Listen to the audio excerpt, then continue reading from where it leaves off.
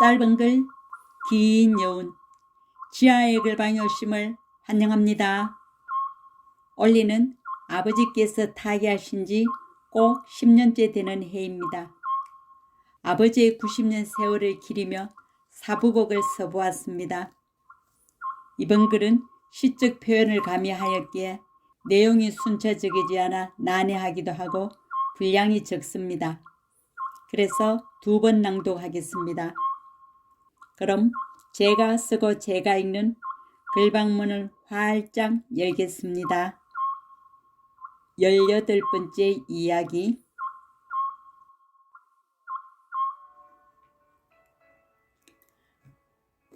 호수아비. 글쓴이 장현수. 해진 옷, 말라 비틀어진 다리 하나, 꺾이지 않은 두 팔. 당신은 우리 앞에 그렇게 버티어 주었습니다. 아비라는 이름으로. 내 첫 기억은 5살 때 당신의 허리를 잡고 굽이굽이 산길을 돌던 자전거입니다. 깜깜한 밤 호숫가를 지날 때면 번쩍번쩍 도깨비 불도 당신의 흙기침 하나로 전혀 무섭지 않았습니다. 내리 딸넷이라고 남들은 구박할지라도 우린 당신의 품 안에서 마음껏 나래를 펼쳤습니다. 엄마가 친정 가는 날 우린 당신을 좋아했습니다. 우리에겐 하얀 쌀밥을 주고 당신 밥그릇엔 꽁보리밥을 퍼담는 당신을 좋아했습니다. 친구들을 만나 남존 여비의 치를 떠는 그녀들의 불평을 듣고 당신을 더 좋아했습니다. 딸이라는 이유로 단 한 번도 남동생과 차별받지 않고 자랐음을 알고서 당신이 들려준 일본 강점기에 대한 분노와 6.25 참전 이야기로 나는 방공웅변 대회에서 목청껏 소리 지르기도 했습니다.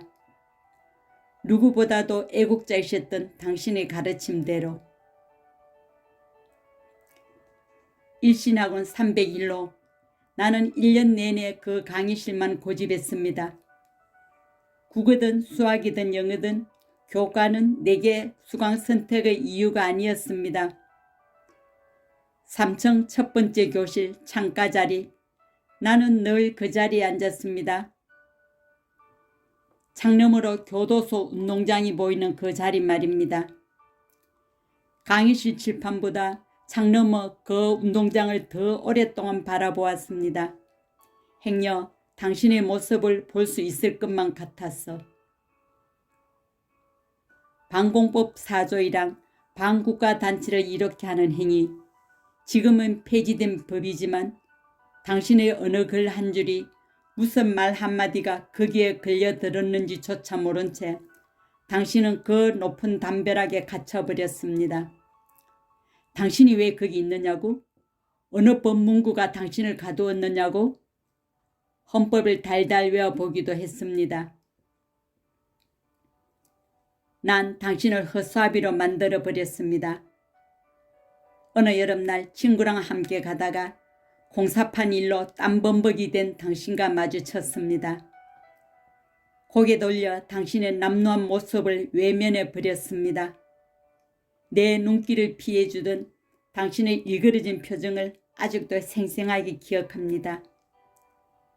당신의 임종 앞에서 감히 소리내어 울지도 못한 것은 용서 빌지 못한 그때의 회한 때문이었습니다. 당신은 정말로 허수아비가 되어버렸습니다.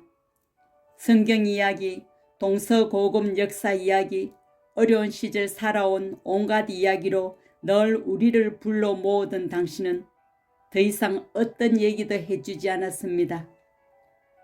교도소 그 둔탁한 철문을 나서면서 한 입 가득 머금은 두부는 당신의 입을 봉해버렸습니다. 높은 담벼락 큰 집살이로 피폐해진 몸으로 당신은 일주일 만에 어디서 구했는지 연장통을 들고 나섰습니다. 해진 옷, 말라 비틀어진 다리 하나, 두 팔을 벌리고 서 있는 허수아비 되어 우리를 위해 세상을 향해 당신은 그렇게 나섰습니다. 하지만 세상이 만들어버린 굽어지지 않는 두 팔 때문에 당신은 더 이상 우리를 안아줄 수 없었습니다. 세상이 당신에게 허락한 그 조그만 논밭에 우리의 발걸음도 함께 묶이곤 했습니다. 그럴 때면 당신은 그 비참한 현실을 담배 계피에 지디겨 연기로 태워 날려버리는 것을 나는 보았습니다. 그래도 당신은 거기에 서 있기만 해도 좋았습니다. 허이허이 내젓는 당신의 두 팔은 참새 무리에 시달리는 우리에게 이정표가 되어 주었습니다. 당신은 우리에게 허허벌판에서 살아남는 법을 가르쳐 주었습니다. 아버지, 당신은 내 삶을 지켜주는 영원한 허수아비이십니다. 두 번째 낭독. 허수아비. 해진 옷, 말라 비틀어진 다리 하나, 꺾이지 않는 두 팔. 당신은 우리 앞에 그렇게 버티어 주었습니다. 아비라는 이름으로. 내 첫 기억은 5살 때 당신의 허리를 잡고 굽이굽이 산길을 돌던 자전거입니다.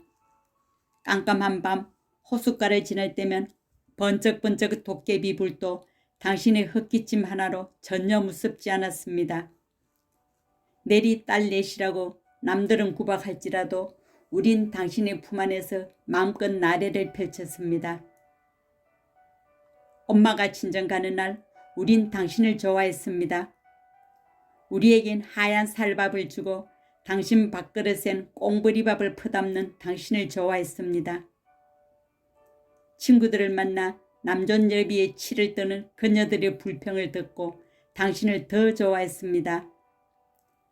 딸이라는 이유로 단 한 번도 남동생과 차별받지 않고 자랐음을 알고서 당신이 들려준 일본 강점기에 대한 분노와 6.25 참전 이야기로 나는 웅변대회에서 목청껏 소리 지르기도 했습니다. 누구보다도 애국자이셨던 당신의 가르침대로. 일신학은 301로 나는 1년 내내 그 강의실만 고집했습니다. 국어든 수학이든 영어든 교과는 내게 수강 선택의 이유가 아니었습니다. 3층 첫 번째 교실 창가 자리. 나는 늘 그 자리에 앉았습니다. 창너머로 교도소 운동장이 보이는 그 자리 말입니다. 강의실 칠판보다 창너머 그 운동장을 더 오랫동안 바라보았습니다. 행여 당신의 모습을 볼 수 있을 것만 같았어. 방공법 4조 1항, 방국가 단체를 이롭게 하는 행위. 지금은 폐지된 법이지만 당신의 어느 글 한 줄이 무슨 말 한마디가 거기에 걸려 들었는지조차 모른 채 당신은 그 높은 담벼락에 갇혀버렸습니다. 당신이 왜 거기 있느냐고, 어느 법 문구가 당신을 가두었느냐고 헌법을 달달 외워보기도 했습니다. 난 당신을 허수아비로 만들어버렸습니다. 어느 여름날 친구랑 함께 가다가 공사판 일로 땀범벅이 된 당신과 마주쳤습니다. 고개 돌려 당신의 남노하는 모습을 외면해버렸습니다. 내 눈길을 피해주던 당신의 일그러지던 표정을 아직도 생생하게 기억합니다. 당신의 임종 앞에서 감히 소리내어 울지도 못한 것은 용서 빌지 못한 그때의 회한 때문이었습니다. 당신은 정말로 허수아비가 되어버렸습니다. 성경 이야기, 동서고금 역사 이야기, 어려운 시절 살아온 온갖 이야기로 늘 우리를 불러 모으던 당신은 더 이상 어떤 얘기도 해주지 않았습니다. 교도소 그 둔탁한 철문을 나서면서 한 입 머금은 두부는 당신의 입을 봉해버렸습니다. 높은 담벼락 큰 집살이로 피폐해진 몸으로 당신은 일주일 만에 어디서 구했는지 연장통을 들고 나섰습니다. 해진 옷, 말라 비틀어진 다리 하나, 두 팔 벌리고 서 있는 호수아비 되어 우리를 위해 세상을 향해 당신은 그렇게 나섰습니다. 하지만 세상이 만들어버린 굽어지지 않는 두 팔 때문에 당신은 더 이상 우리를 안아줄 수 없었습니다. 세상이 당신에게 허락한 그 조그만 논밭에 우리의 발걸음도 함께 묶이곤 했습니다. 그럴 때면 당신은 그 비참한 현실을 담배 계피에 지디겨 연기로 태워 날려버리는 것을 나는 보았습니다. 그래도 당신은 거기에 서 있기만 해도 좋았습니다. 호이호이 내젓는 당신의 두 팔은 참새무리에 시달리는 우리에게 이정표가 되어 주었습니다. 당신은 우리에게 허허벌판에서 살아남는 법을 가르쳐 주었습니다. 아버지, 당신은 내 삶을 지켜주는 영원한 호수아비이십니다. 이야기는 여기까지입니다. 끝까지 들어주셔서 감사합니다.